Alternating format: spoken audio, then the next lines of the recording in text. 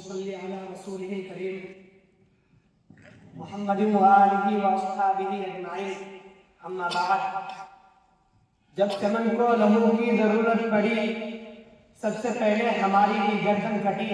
پھر بھی کہتے ہیں ہم سے یہ اہل چمن، یہ چمن ہے ہمارا تمہارا نہیں۔ بات پھولوں کی ہوتی تو سہ لیتے ہم، اب تو کانٹوں پہ بھی حق ہمارا نہیں۔ محترم علماء کرام اور ہندوستان کے غیور مسلمانوں، جب سرزمین ہند پر انگریزوں کے ناپاک سائے پڑے، باشندگان ہند پر ظلم و ستم کے پہاڑ توڑے جانے لگے، جب ہندوستانیوں کا خون پانی سے عرضہ ہونے لگا، جب ان کی جانیں کھیلوں سے سستی ہو گئی، جب اپنے وطن عزیز میں ہی ان کا رہنا مشکل کر دیا گیا، اور جب انگریزوں کا خونی عفریت ہندوستانیوں کو اپنے پنجے غلامی میں جکڑنے لگا، تب ایسے نازک حالات اور ہولناک ماحول میں جبکہ منہ کھولنا قیامت سے کم نہیں تھا، اپنی زبان کھولنا بلکہ موت کو دعوت دینا تھا،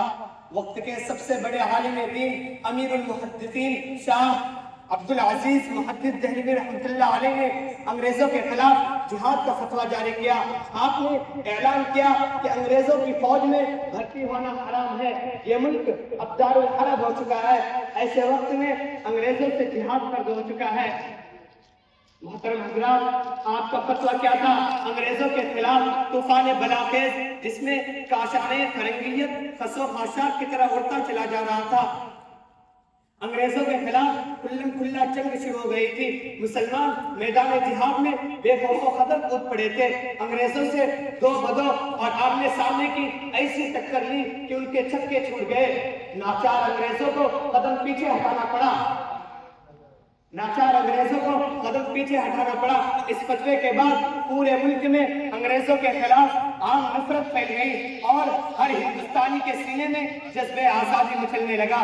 1857 عیسوی کی جنگ آزادی سب سے مشہور اور خوفناک ہے، جس میں انگریزوں کے ظلم و ستم کی انتہا ہو گئی تھی، مگر اس کے باوجود مسلمانوں نے انگریزوں کا بھرپور مقابلہ کیا اور انگریزی ظلم کے آگے سست سکندری بنے رہے اور کسی بھی طرح کی قربانی سے درگ نہ کیا۔ بالآخر خدا نے وہ دن دکھایا جب ہندوستان کے سر پر آزادی کا پرچم لہرانے لگا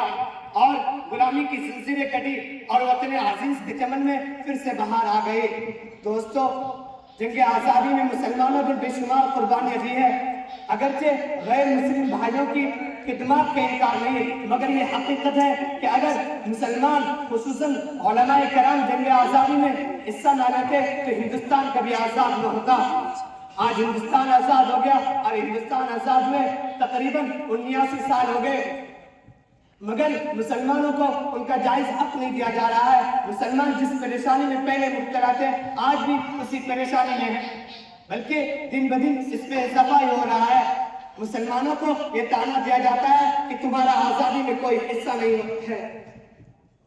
لہذا ضرورت اس بات کی ہے کہ مسلمان خود آگے بڑھے اور تاریخ کو جھٹلانے والوں کو سچ کا آئینہ دکھلائے، اور ہم اپنے ان مسلم مسلمانوں اور علماء کرام کی محنتوں کو اور قربانیوں کو دنیا کے سامنے پیش کر کے بتلاتے رہیں کہ اٹھائے کچھ ورق لالا نے، کچھ نرگس نے، کچھ گل نے، کہ اٹھائے کچھ ورق لالا نے، کچھ نرگس نے، کچھ گل نے، چمن میں ہر طرف بکھری ہوئی ہے داستاں میری۔